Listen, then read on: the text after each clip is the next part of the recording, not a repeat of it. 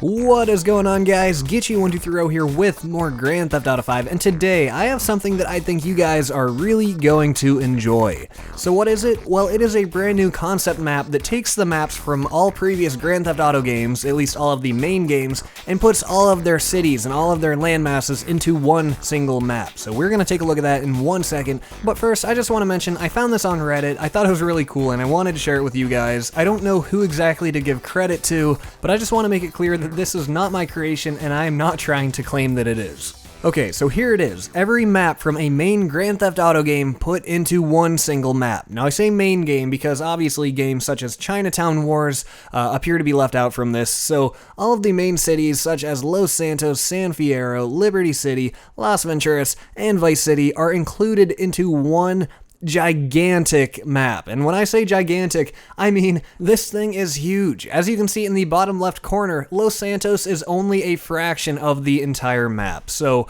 why don't we break this down, kind of explore it, and there's also a much higher resolution version that we're going to use to zoom in and explore some of the finer details of. So as I said, bottom left hand corner, you've got Los Santos there, and then you can see how it actually connects to Las Venturas. They kind of morphed it into that landmass, which I actually think really ends up working out well, because they kind of connect the two desert areas, but they also keep all the coasts along the left side of Los Santos, so you still got all the beaches and stuff like that that you want to see. So then moving north, as we go up into San Fierro, it's kind of like its own little island connected by a few tiny bridges, but then the northernmost piece of land, the really long skinny one at the top, you've got a few really long bridges that connect that, and then the top right corner, look what's up there, little old Liberty City. Compared to this map, it is tiny. I mean, I think back to my days of playing Grand Theft Auto 4 back in 2008, I thought that map was huge. I would drive around it, drive between all four islands, and it just felt like a giant map to me. But then here we are about 7 years later, and even compared to Los Santos alone,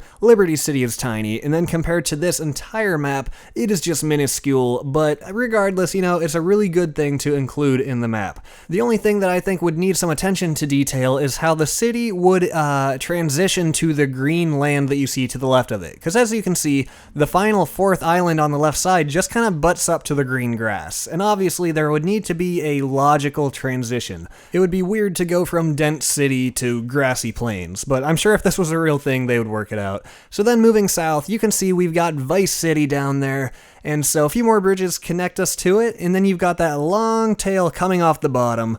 Ah, man, I wish this was a real thing, and one day I really hope it is. So why don't we take a look at the higher resolution version and kind of zoom in a little bit. So here I just kind of want to zoom in and show the border between Los Santos and Las Venturas. As I said, these landmasses have been pushed together, so you need to make them one coherent landmass. You know, you can't just butt them together and hope that it works. You kind of have to morph them, and you can see how the creator of the map went about doing this. And in my opinion, it all looks very nice. But then we're going to jump to the opposite corner and take a look at Liberty City and kind of examine what I was talking about earlier and see how the city meets the grassland.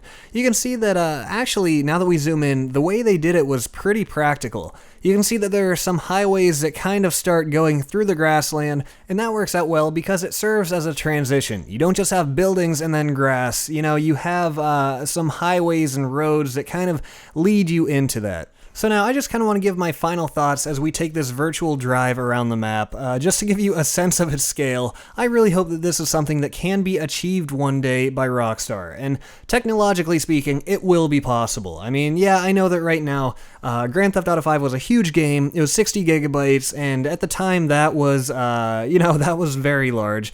But as technology continues to advance and we find more efficient ways to do things, I believe that you will see things like this in the future. Will it be time-consuming to do this? Yes, it probably will. To render an HD universe of all the Grand Theft Auto maps put together as one, it'll probably take a ton of time, but I think it's something that Rockstar knows people want, and to an extent, they are a people pleaser. You know, they want to please their fans, and I wouldn't say that this is out of the question. I think there's a chance you might see something like this in the future, but it might not be for quite a few years, and quite a few years could be, 3, 4 or 5 years, but also, given things that we've heard Rockstar say in the past, it could be 10 years from now. Who knows, maybe this will be the first game on next generation consoles in 8 years from now.